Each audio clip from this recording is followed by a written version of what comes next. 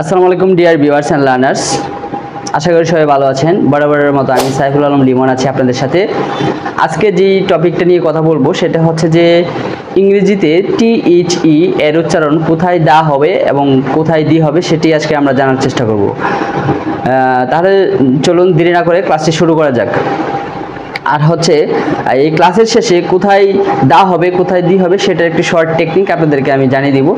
তো তাহলে দেখতে থাকুন এই ক্লাসের ভিডিওটি।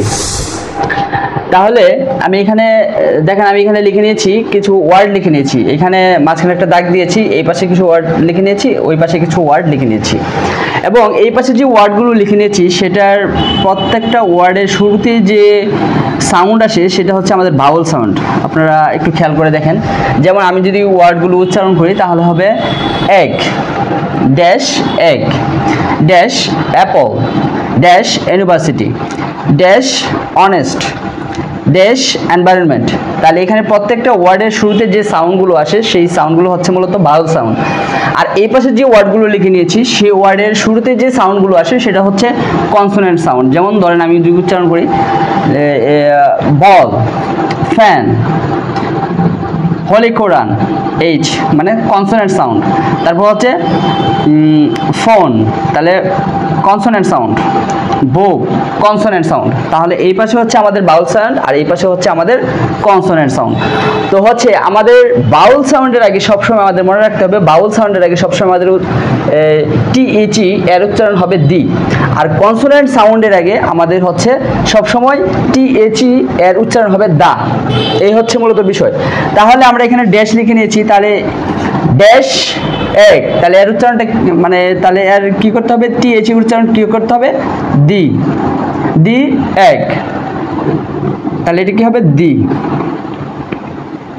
তাহলে এখানে কি হবে the, the apple, the university, the honest boy. এটা আমাদের অনেক শিক্ষার্থী এটাকে ভুল করে থাকতো, আমি তাদেরকে সঠিক করে দিতাম।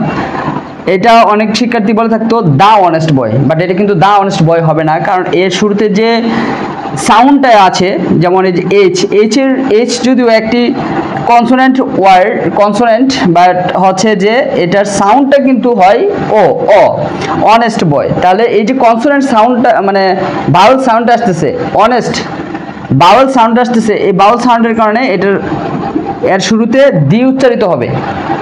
তারপরে হচ্ছে দি এনভায়রনমেন্ট, আর এখানে হবে দা, দা বল, দা ফ্যান, দা হোলি কোরআন, দা ফোন, দা বুক।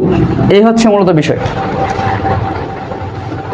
তো আশা করি মানে আপনারা বুঝতে পারছেন কখন THE এর উচ্চারণ কখন দা হবে কখন দি হবে। তো হচ্ছে যদি আপনার ভাওয়েল সাউন্ড থাকে THE এর পরের ওয়ার্ডের শুরুতে যদি ভাওয়েল সাউন্ড থাকে তাহলে সেখানে আপনি উচ্চারিত করবেন দি।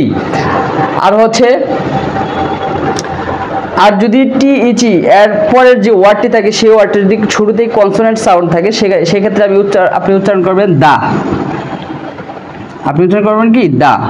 ওকে, এই হচ্ছে বিষয়। তাহলে আমি বলেছিলাম যে ক্লাসের শেষের দিকে আমি আপনাদেরকে একটি শর্ট টেকনিক শেখাবো কিভাবে আপনারা এই নিয়মটা মনে রাখবেন। তাহলে আপনাদের টেকনিকটা হলো যে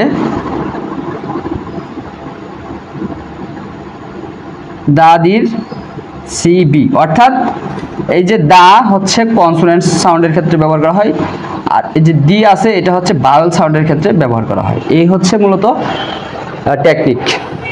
তো আশা করি আপনারা টেকনিকের মাধ্যমে এটা মনে রাখতে পারবেন। যেহেতু এটা খুব পাশাপাশি, কোথায় দা হয় কোথায় দি হয় এটা অনেক ক্ষেত্রে মনে রাখা পসিবল হয় না। তো আপনারা যদি এই টেকনিকটা মাথায় রাখতে পারেন তাহলে হচ্ছে দাদির CB, তাহলে আপনারা কিন্তু খুব সহজে ইজিলি ভাবে এটা মানে মনে রাখতে পারবেন কোথায় দা হবে কোথায় দি হবে। তো হচ্ছে এই হচ্ছে আজকের মতো এইখানেই, কোথায় দা হবে কোথায় দি হবে, খুবই গুরুত্বপূর্ণ একটা টপিক আপনাদের সামনে আলোচনা করলাম। আশা করি আপনাদের ভালো লেগেছে, আর যারা জানতে পেরেছেন আর যারা উপকৃত হয়েছেন তারা এই ক্লাসের ভিডিওটি আপনারা লাইক কমেন্ট বা শেয়ার করতে পারেন। তো আজকের মতো এখানেই, ধন্যবাদ সকলকে, আসসালামু আলাইকুম।